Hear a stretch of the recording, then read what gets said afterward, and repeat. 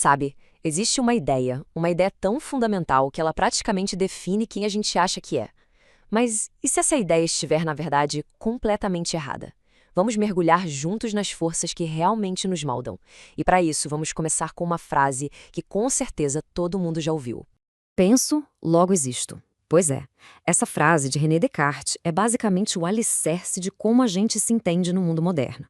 A ideia de que a nossa essência, o nosso eu de verdade, está na nossa capacidade de pensar, na nossa mente racional. E essa visão, ela dominou o pensamento ocidental por séculos, sabe? Mas e se ela estiver incompleta? E se, ao nos definirmos só como seres que pensam, a gente estiver ignorando o que é o verdadeiro motor da nossa identidade? Vamos entrar na nossa primeira parte, então, mais do que máquinas de pensar.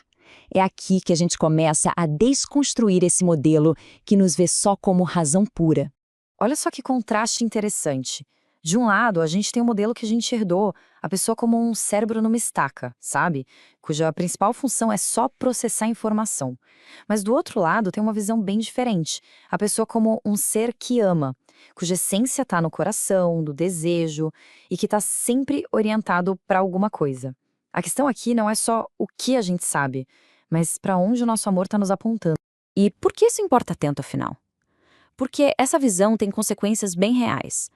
As nossas instituições, escolas, empresas, comunidades, elas acabam focando só em transmitir informação e esquecem de formar o nosso caráter, os nossos desejos. Elas viram ambientes que nos ensinam o que pensar, mas não o que amar. Agora, a segunda seção. O norte verdadeiro do coração. É aqui que a gente apresenta a ideia central que, olha, muda tudo. Simples assim. A afirmação é ousada, né?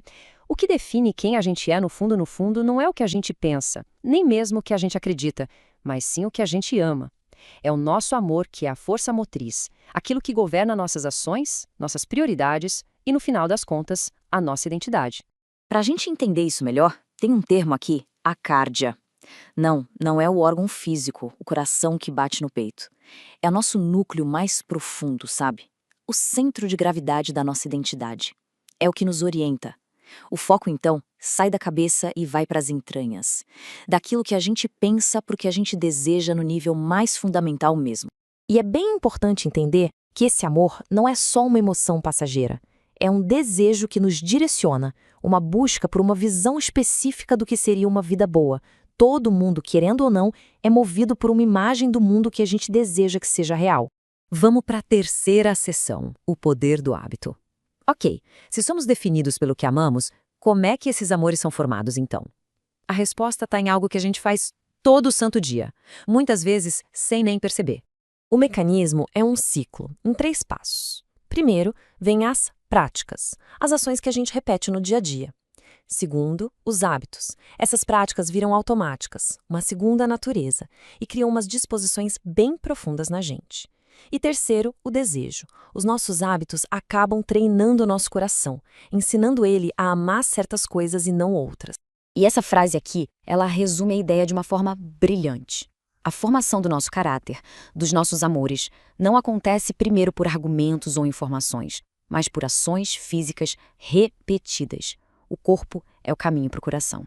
Quarta seção, a vida diária como liturgia. Agora vamos pegar essa ideia de hábito e conectar com a nossa realidade, olhando para as práticas que nos formam todos os dias. Isso nos leva a um conceito bem importante: liturgias culturais. E calma, isso não tem a ver com religião. Pense em qualquer rotina do dia a dia que molda o que a gente valoriza, desde o jeito que a gente organiza a agenda até como a gente consome notícias. Essas práticas, elas nunca são neutras.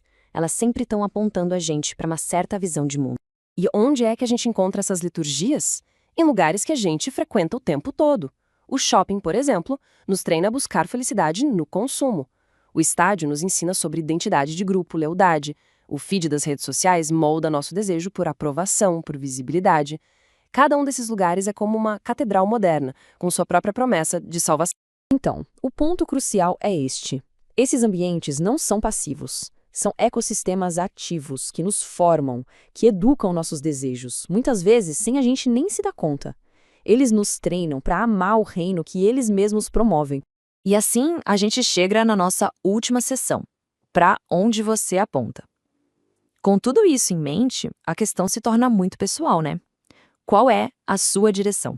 A metáfora final resume tudo de forma perfeita. O modelo antigo nos vê como um recipiente, um pote que a gente só vai enchendo de informação. Já a visão que a gente explorou hoje nos propõe como uma flecha, seres em movimento, guiados pelo desejo, sempre apontados para um alvo. Isso muda completamente o jogo. A questão fundamental sobre quem somos deixa de ser sobre o conteúdo da nossa mente e passa a ser sobre a direção do nosso coração. O que importa de verdade não é o que a gente sabe, mas para onde o nosso amor está nos levando. E assim a gente termina com uma pergunta para reflexão. As nossas rotinas, as práticas do dia a dia, os lugares que a gente frequenta, tudo isso funciona como uma liturgia que direciona nosso amor. A grande questão é: para qual visão de vida boa essas suas liturgias diárias estão te apontando? A resposta para isso talvez revele mais sobre quem você está se tornando do que qualquer outra coisa.